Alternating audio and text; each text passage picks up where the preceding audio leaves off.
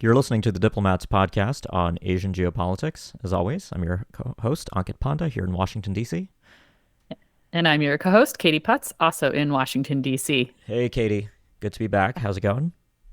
Going all right. Spring is coming in D.C. It is, yeah, although it's a little rainy today, unfortunately, but it is nice that things are starting to warm up. But it is again that time of year in Washington with budgets and hearings, and we've actually had the rollout of just the recent annual threat assessment from the U.S. Director of National Intelligence. So I think that's a perfect opportunity to talk a bit about how the United States today perceives, at least analytically, in terms of the intelligence community's assessments, many of the threats in Asia specifically. And so no surprise on this episode, we'll talk about China and North Korea, but also a few other things. But Katie, you just wrote about this for the Diplomats. I wanted to turn it over to you to kind of maybe kick us off with your observations on the Topline findings from the IC on China specifically. I think that's a good place to start. Yeah, certainly. So the annual threat assessment is essentially a public summary of a briefing that's given to members of Congress on what the intelligence community in the United States views as the threats facing the United States in the next year. And to be fair, it's a pretty predictable list usually. You have China, you have Russia, you have Iran. What I thought was interesting was the way this report this year was divided was into state actors and transnational issues, but sort of woven throughout the entire document is China. China kind of pops up in every single one of these categories in one way or another. I think in particular, what's interesting to me and something that I definitely want to get your thoughts on is the distinctions that are made between the kind of threat, quote unquote, threat that China poses to the United States versus the kind of threat North Korea and Russia and Iran kind of present. China is sort of laid out in this document as ambitious but anxious, whereas Russia is confrontational. China, in one section, it says, China's serious demographic and economic challenges may make it an even more aggressive and unpredictable global actor.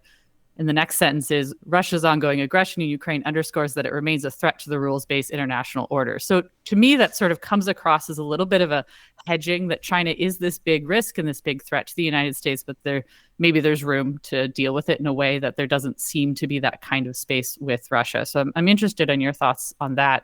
And there's certainly a lot more. I did write about this, but there's a lot more than what I could cover in that article. So that's why I really wanted to talk through it today. So what do you have to think about that sort of distinction there? Yeah, so I think two observations I would make there, right? On the one hand, about this idea of anxiety and ambition in China, I think that's the articulation of something that's really been bubbling analytically, certainly in the public debate here in Washington and around the U.S. about China, but probably also within the intelligence community, which is what is more dangerous for the United States and Asia? Is it a confidently rising China that all indicators suggest is simply going to become more powerful year on year, economically, demographically, militarily? Or by contrast, is it more dangerous to have a world where China, either through self-perception or objectively, has peaked and is now suffering headwinds demographically, economically, so on and so forth? And I think what's interesting in the annual threat assessment language is that I would argue a lot of the indicators we see from China today suggest that we are practically more likely to be dealing with that latter China, right? I think the Chinese economy is not doing very well. The demographic headwinds, of course, have been long understood in China. And so does this create something of a set of incentives in Beijing that China, if its power is to peak, perhaps in the coming years, perhaps by 2030 or perhaps in the early 2030s, that will be the moment when China should resort to some of the more dramatic steps that it might, such as choosing to unify with Taiwan using military force or pursuing other revisionist objectives.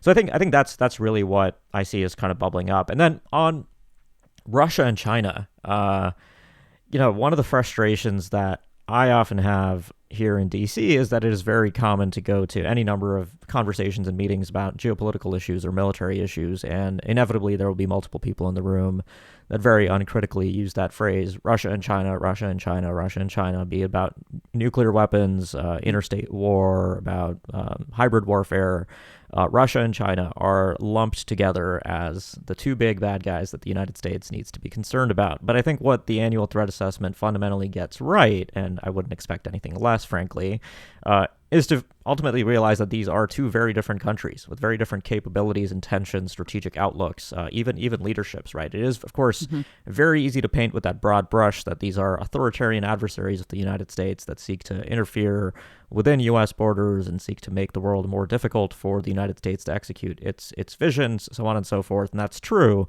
But the means, ways, and capabilities, fundamentally, I think, vary quite a bit. And I think that's really what the threat assessment gets right.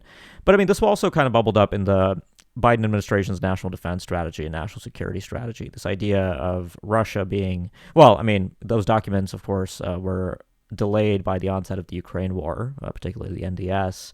But this idea that Russia is going to be a short-term confrontational actor that's going to really make things quite difficult for the United States, but that China is the longer-term systemic threat potentially to the ability of the United States to continue shaping world affairs in the way that it has. So I think that's how I kind of interpret that. But I think that's a really useful thing to flag because I think in order to have sensible geopolitical conversations here in Washington, you have to be able to disaggregate Russia and China as two different countries that, while they get along, they don't see eye to eye on everything.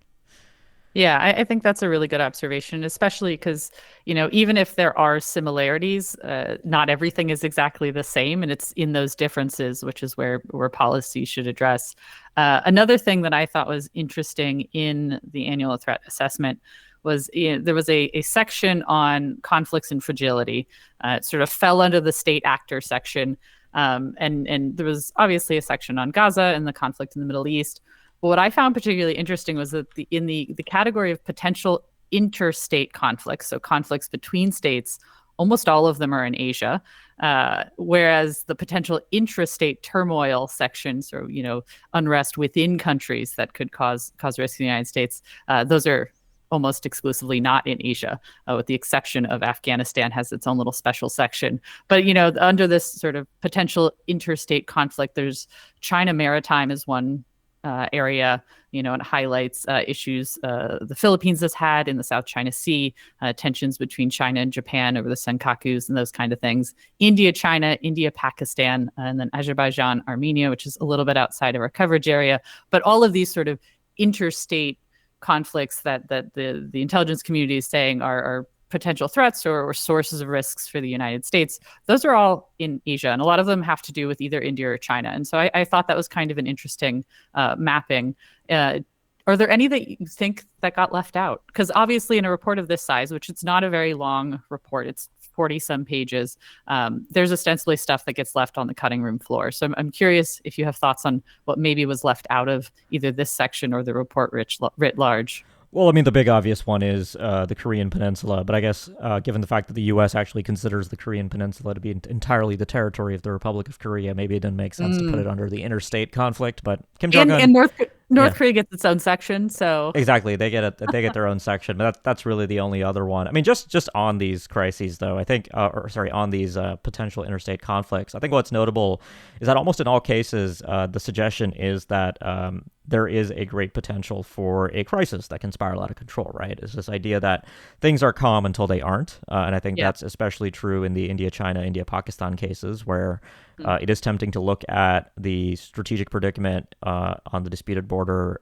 between in sort of both those dyads, India-China and India-Pakistan, and conclude that escalation into armed conflict is not very likely in the short term. But I think recent history, 2020, 2019, suggests that very quickly you can have a set of events spiral to a point where the potential for a clash is, again, quite real. So I think, again, I think the goal of something like the annual threat assessment is to put certain issues on the agenda that have a tendency of falling off. And I think that's very useful here with sort of talking about some of these potential crises that don't get talked about enough until they actually break out. And then everybody's like, oh yeah, India and Pakistan, that's still a thing. So I think the threat assessment does a good job there. I think what's interesting about India-China, though, is that the potential for cross-border clashes turning into risking miscalculation and escalation into armed conflict, I think it's interesting that it's sort of unsaid, I mean, how significant that armed conflict really could be, right? Because I think that's been one Mm-hmm. of the limiting factors in the India-China case, which is even after 2020, basically plunged relations between the two countries to the worst point they have been in more than 40 years. The potential for like a serious armed military clash, involving sort of missiles, tanks, or long range fires or anything like that appeared to still be quite limited, just given that India and China still have certain rules of the road. So I find that sort of suggestion to be somewhat interesting. And also, they do note here that the two sides have not engaged in significant cross border clashes since 2020. Yeah. I think that's definitely worth noting, and particularly that these are things that sometimes do fall off the radar, but have great potential to be very bad if they kind of pop off, Mm-hmm. to use the technical term. Mm-hmm. And then I think we should sort of close this out with a discussion of some of the transnational issues. One of the things that you sort of touched on, you used the word sort of spiraling. The report uses the phrase cascading a lot, Mm-hmm. not a lot, but occasionally, in the sense that some kind of threat or problem in one area can kind of cascade into larger issues elsewhere, which is not the most novel of conclusions, but I think is an important one. And I think you see this a lot in the second half, which covers sort of transnational issues, which is a huge variety of things, kind of everything from disruptive technology to climate change. There's mention of white supremacist violence, though interestingly, and this is maybe a little peeve that I have with this report, is that when the United States intelligence community thinks about threats, it looks externally, and this report is very external oriented. It doesn't even list the United States when it talks about white supremacist violence. It lists basically everywhere else in the world, including Canada, but not the United States. And I think that that's a little bit of an oversight. And in a place that I highlighted in the article that I wrote, referenced, this actually was earlier in the report, but referenced malign actors and sort of malign influence operations. And it used the language that, it was talking about China. It said Beijing's growing efforts to actively exploit perceived U.S. societal divisions using online personas. To me, I don't know that there's so much as perceived as actual societal divisions that are being exploited. And so if you're going to actually get to the heart of the threat, you have to deal with the actual societal divisions. It's not just a perception, but maybe that's just me wanting too much from this report. But Yeah. that is something I wanted to point out, because I think at the heart of some of these issues, there, for example, one of the transnational threats included is migration. Migration is a huge third rail issue in the United States domestically, immigration. And so, the potential for immigration to be an external threat, sure, but part of that has to do with U.S. domestic policy and sort of the interwoven nature of these things. Yeah. I wonder if that's just a function of the way the statutory requirement is sort of listed Yes. in the Intelligence Authorization Act, because with the exception of the FBI, the rest of, I mean, the CIA, for instance, can't statutorily, I guess, Yeah. operate in the U.S. Oh, definitely. So maybe that's just why the ATA focuses on the external. But yeah, I mean, some of that I think is quite glaring when I you read think it. that's an absolute, that is definitely true. But certainly us on the outside using this report, it is not a sort of, and even it says in the report, it's not an exhaustive list of the threats the United States faces. Mhm. So I think this needs to be looked at in conjunction with other measures of risk and threat. But it certainly is useful as a Yeah. guideline. I mean, I will say though, like I think it is good to see that as units of analysis and sort of thinking about threats, it no longer makes sense to just talk about really, I mean, just state and non-state actors, as in the old Mhm. days, right? Violent extremist organizations and state actors, which used to be the traditional approach to talking about these things in the U.S. A lot of this is now transnational. I mean, even the far right politics and white supremacist politics have a very transnational nature to Mhm. them, right? And so I think the framing of these issues in that way, I think, just makes a lot of sense, given just how complex these issues have grown and the fundamental linkages across borders in many cases. Yeah, I certainly think the second half of the report sort of really dives into this emerging complexity and the recognition of that, and I think that's really helpful. Yeah. All right, Katie. So I think we'll leave it there today.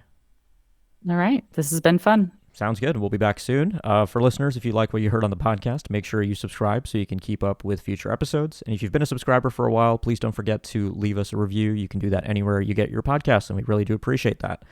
Thanks a lot for listening, and we'll be back soon with more.